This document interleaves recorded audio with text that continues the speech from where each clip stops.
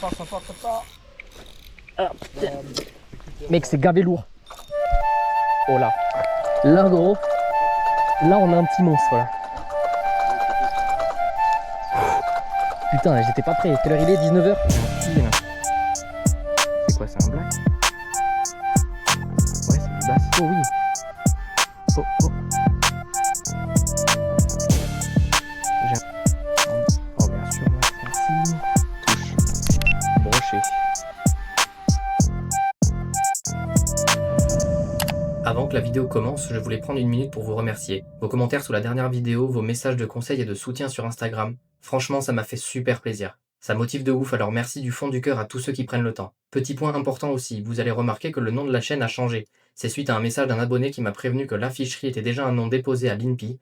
Du coup pas de prise de tête, j'ai préféré rebondir et donner un nouveau nom à l'aventure. Et enfin, un petit mea culpa. Cette session, j'étais avec un pote et ma copine, et je dois vous avouer que je galère encore à jongler entre le matos vidéo, la pêche et les moments entre potes. Résultat, j'ai raté quelques touches, et j'ai même oublié de filmer le tout premier poisson pour vous le présenter. Ouais, je débute encore un peu. Allez, place à la vidéo, accrochez-vous, c'est pas parfait, mais bon, c'est sincère.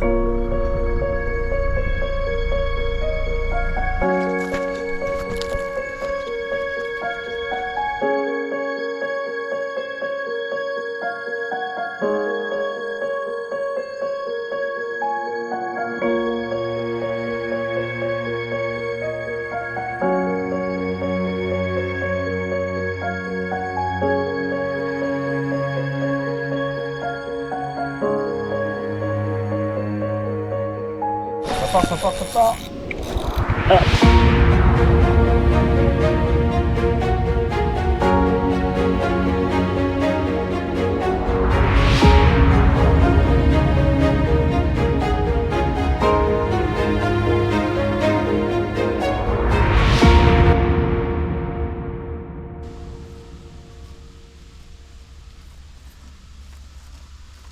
On se fait chier quand même un peu là, non? Ouais. C'est un petit tour?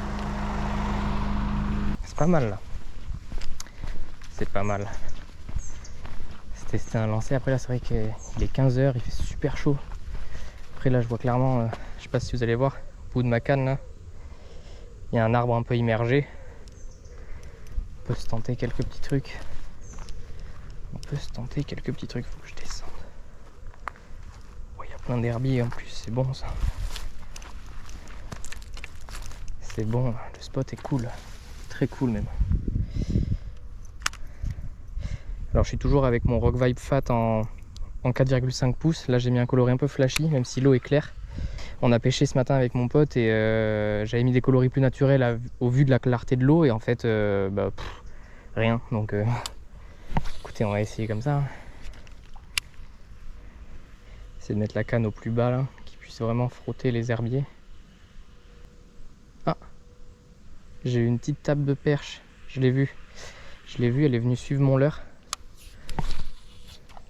On va relancer. Il est peut-être trop gros pour le coup, mais j'ai pas pris mes leurres, je suis parti juste avec l'épuisette là.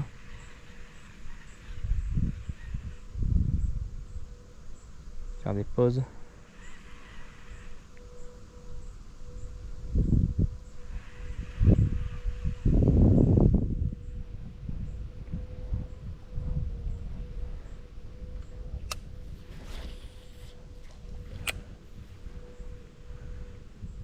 Alors du coup je suis revenu, j'ai pris la petite canne light.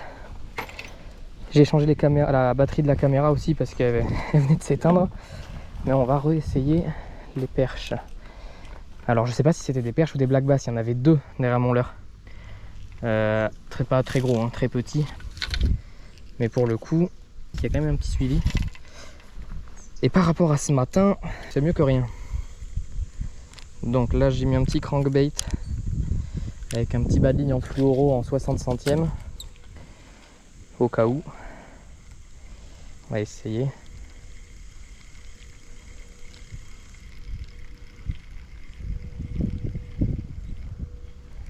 Ah, quand le soleil se couche, on voit plus beaucoup le fond. Il faudrait vraiment que j'investisse dans des lunettes polarisantes parce que c'est vrai que celles que j'ai là c'est juste des lunettes de soleil, elles sont pas du tout polarisantes. Et c'est vrai que c'est quand même nettement mieux.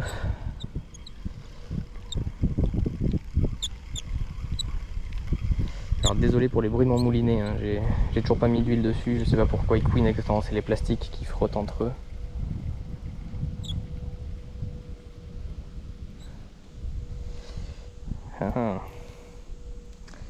Je ramasse le fond. Alors là, ce qui m'embête, on est juste à côté du spot où j'ai touché les petites perches. Ce qui m'embête là en fait, c'est que du coup les herbiers que vous voyez là en surface, il y en a beaucoup en profondeur, enfin sous la surface là, ça fait plein de petites lianes. Et le souci du crankbait en fait, c'est que déjà il plonge, donc forcément il va s'attraper dedans, et en plus il y a 2 triples dessus. Donc c'est pas du tout comme du texan où pour le coup je peux passer largement dans les herbiers sans trop avoir peur de m'accrocher. Là, c'est plus tendu, c'est dommage parce que j'ai l'impression que ça abrite quand même pas mal de poissons. Et face à un contexte pareil, pour le coup je suis un peu perdu. Je sais pas trop quelle leurre utiliser à part du texan, sauf que le texan, ceux que j'ai, ils sont trop gros pour de la perche, ou alors c'est des masses à perche pour le coup s'il y a tape dedans. Mais le souci c'est que avec du texan en fait je vais énormément cibler, enfin avec mes gros chats dans 4,5 pouces, je vais énormément cibler la taille du poisson quoi.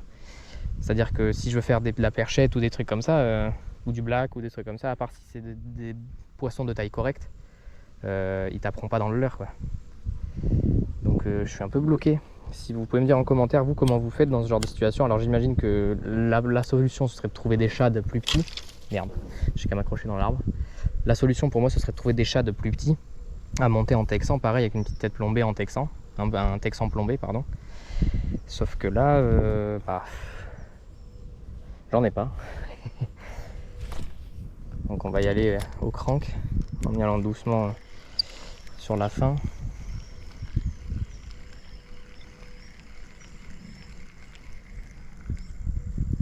J'essaie de lever la canne un peu, arrêtons de mouliner pour faire redevenir le leurre. Ouais, c'est pas mal.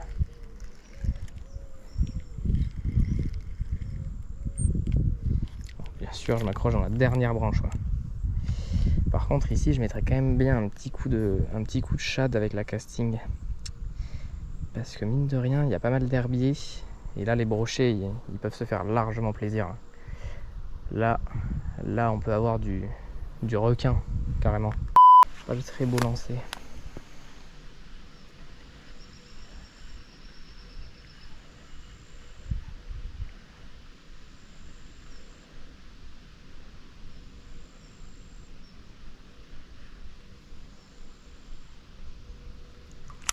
Et oui, avec ma manière de lancer, pour le coup, je fais sortir le texan.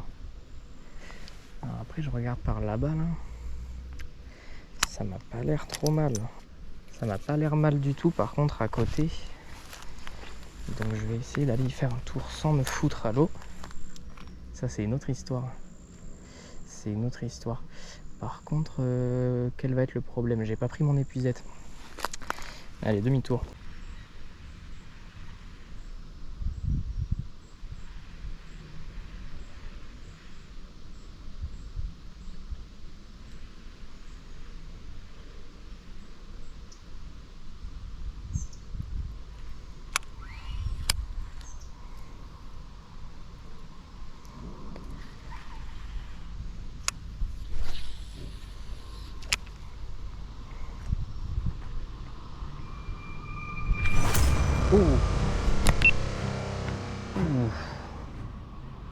Ça m'a mis des belles petites tapes là. Putain, c'était quoi? Ça m'a mis des jolies petites tapes. Alors forcément, je pense que c'est des perches vu les petits coups de tête que ça mettait. Comme si elles venaient taper en fait, comme si elles venaient en bande à plusieurs, là. En bande organisée pour taper le leurre. Ça faisait vraiment des petits coups de tête, ça faisait pas brocher quoi, ça n'a pas fait un stop net. De toute façon, il y a peut-être un banc de perche dans le coin. Et donc elle tape sur le shad et elle tape pas sur le crank.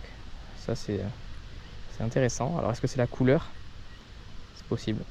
La taille peut-être aussi, mais je mets plus un point d'honneur sur la couleur, je pense. Allez, on va retaper. Ok, bon on va continuer notre chemin. Alors là, je viens de trouver un nouvel endroit. Le truc, c'est qu'il y a beaucoup d'herbiers, donc là, le crank, je laisse tomber. On va faire exclusivement du shad en texan. Parce que, voilà, pas en tête plombée, bien évidemment. Et je vais rester un peu en hauteur parce que là je suis un peu en surplomb de la zone. Et j'ai pas envie d'effrayer s'il peut y avoir des brochets dans les herbiers juste au bord. J'ai pas envie de les effrayer en m'approchant trop près, donc je vais rester un peu en surplomb. Et en plus j'aurai un meilleur visuel sur mon leurre s'il y a des suivis, voilà. Parce que je vous avoue que sans lunettes polarisantes, c'est pas évident d'identifier les suivis ou les poissons qui sont sous la surface avec les reflets.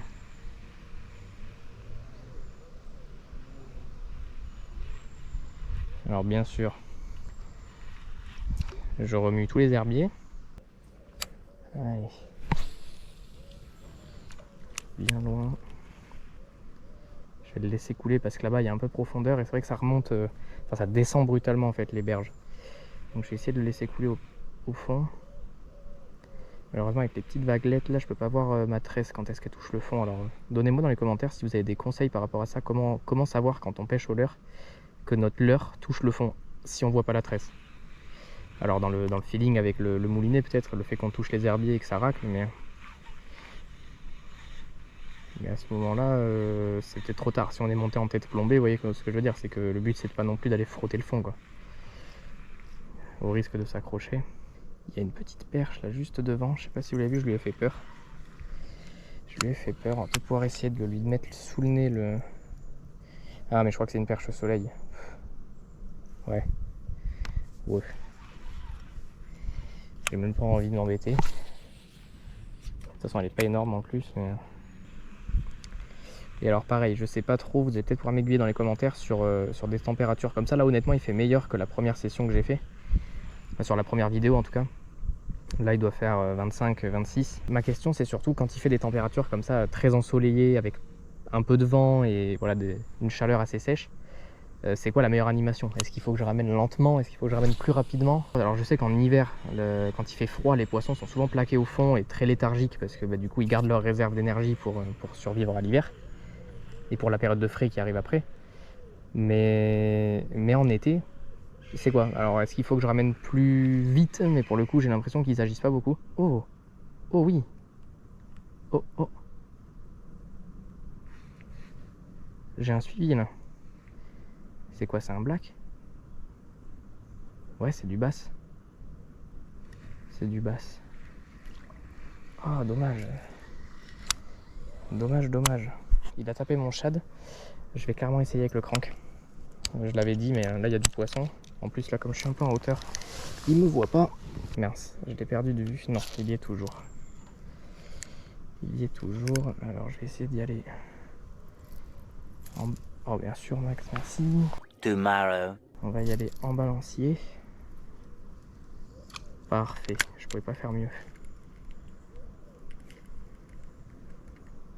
Ouais, il est intéressé.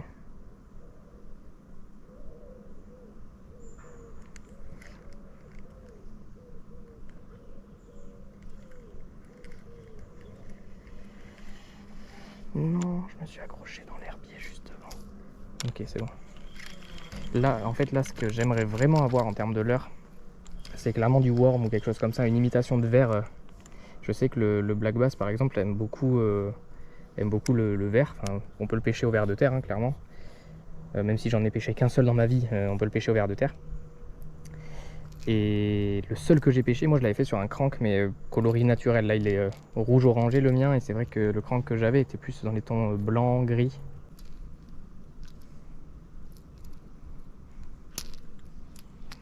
Tomorrow for sure. De toute façon, j'ai plus de tape au shad qu'au crank, donc j'ai repris la grosse canne.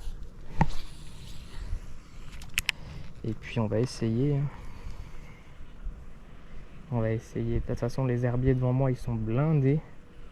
Je vois des petites perches soleil, du black. Et alors, je sais jamais, et là vous pourrez peut-être m'aiguiller si je dis que c'est du black bass. Parce qu'ils ont la pointe de la queue qui est noire et que on arrive à distinguer des fois, pas tout le temps, un léger liseré noir sur leur flanc. Le souci, c'est que je confonds peut-être avec du chevenne. Et là, vous pourrez me dire comment on peut identifier les poissons quand on est en dehors de l'eau, donc à hauteur d'homme, depuis la surface. Comment on arrive à identifier et faire la différence entre un chevenne et un black bass. Là je ramène juste en linéaire, on va essayer de zigzaguer un peu entre les algues.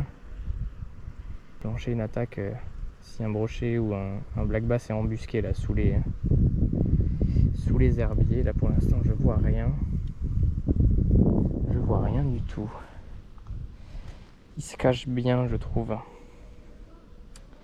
Il se cache très très bien même. Ouais, ça va être bien. Ça va être très bien même.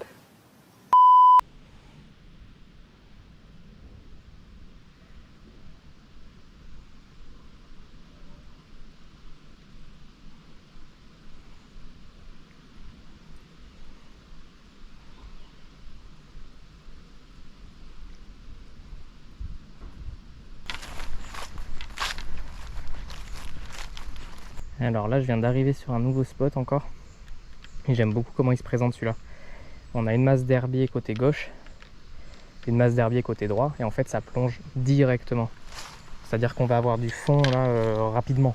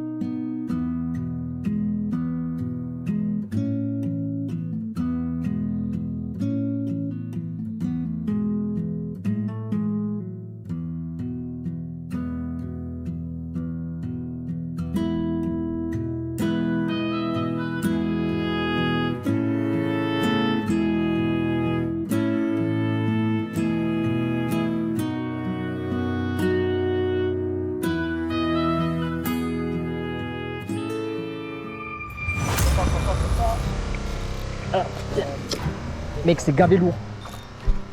Oh là. Là, gros. Là, on a un petit monstre là.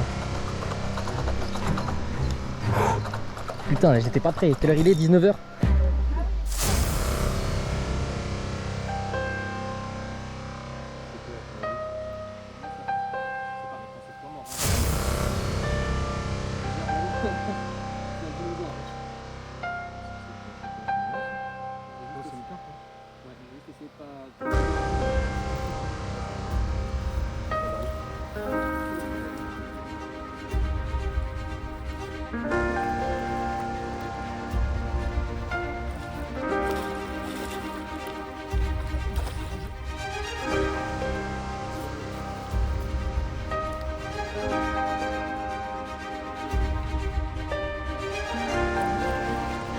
Voilà, joli cas.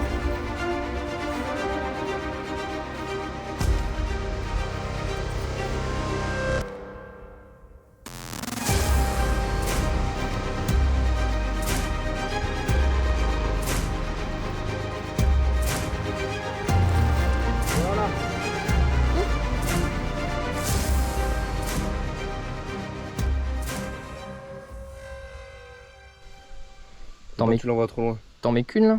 Ouais, bah tiens. Tu peux la refaire revenir. Ouais. Ouais, tiens. Je la bloque bien après dans le. Bon les gars, je m'y attendais pas du tout, mais en fait ça, les grab and go de Starbaits en bouillette, whisky coca, bah je pensais pas que ça allait marcher aussi bien. À l'origine j'avais pris celle pour pêcher à la bouille, j'avais pris celle à l'ananas. J'ai fait la brème de ce matin à l'ananas que j'ai pas filmé justement, mais je vous mettrai une photo. Mais celle-ci là, celle-là, elle en prenne celle-là. Voilà, si vous voulez une bonne marque. Moi je fonctionne que avec Starbait de toute façon pour la pêche à la carpe. Et voilà les gars, c'est la fin de cette vidéo. Mais attention, c'est pas la fin de la pêche. Vous allez comprendre pourquoi tout de suite. Donc là mes amis sont partis, ils devaient se lever tôt demain matin malheureusement, donc ils n'ont pas pu rester plus longtemps. Mais je pouvais pas me permettre de partir de ce spot fabuleux sans faire un coup du soir. Du coup voilà, on va retenter vous et moi en intimité le carnassier et voir ce que ce spot nous réserve comme belle surprise. Donc là les amis, ce que je vous propose pour la fin de cette session pêche, c'est de partir avec uniquement les cannes carnassier. Donc la canne en ultra light en 3,14 grammes et ma canne casting en 14,21 grammes. Pour essayer d'aller taquiner un peu le carnassier au bord de ce lac. Voilà, c'est tout simplement une journée qui a été riche en émotions. J'ai pu revoir un ami, repêcher avec lui. Que demande le peuple? J'ai envie de vous dire, que demande le peuple? Voilà, c'était une journée ensoleillée. On peut pas rêver mieux. Honnêtement, on peut pas rêver mieux. Il y a eu du poisson et enfin, je vous propose une vidéo avec du poisson. J'avais peur qu'elle mette du temps à arriver parce que vous le voyez pas, mais la seule vidéo que j'ai sortie sur ma chaîne, c'est pas la seule session pêche que j'ai fait en vidéo. Et loin de là. J'en ai fait des sessions où pour le coup, il y a eu galère sur galère. Je vous ai épargné les détails, même si je sais que ma chaîne YouTube est essentiellement basée là-dessus. Je vous ai quand même épargné les détails parce que là, pour le coup, c'était galère caméra, galère pêche, galère tout ce que vous voulez. Donc voilà, je me suis dit on va pas sortir une vidéo de 20 minutes sur un pêcheur qui sait pas pêcher et des conditions météo déplorables. Et donc là on est parti pour la session carnassier du coup du soir et on se dit à de suite pour les premiers lancers.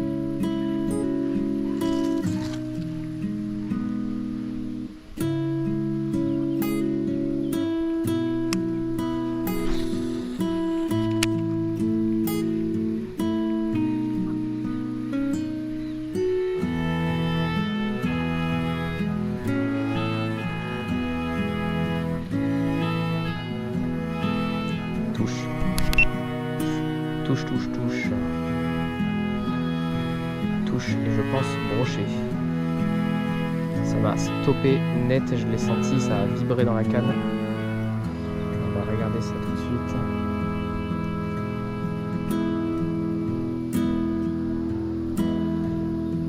Ouais, brochet. Brochet, je sais pas si vous allez bien voir parce que le leurre est un peu abîmé et un peu mouillé. Il y a un petit morceau de plastique ici qui s'est décollé et dessous également sous le plomb à ce niveau-là, là, au niveau de la queue. Donc, je pense brochet. Ça m'a vraiment mis un stop net dans la canne et ça a vibré comme si le leurre frottait contre les dents. Donc, on va relancer tout de suite. On va reprendre la même animation très lentement.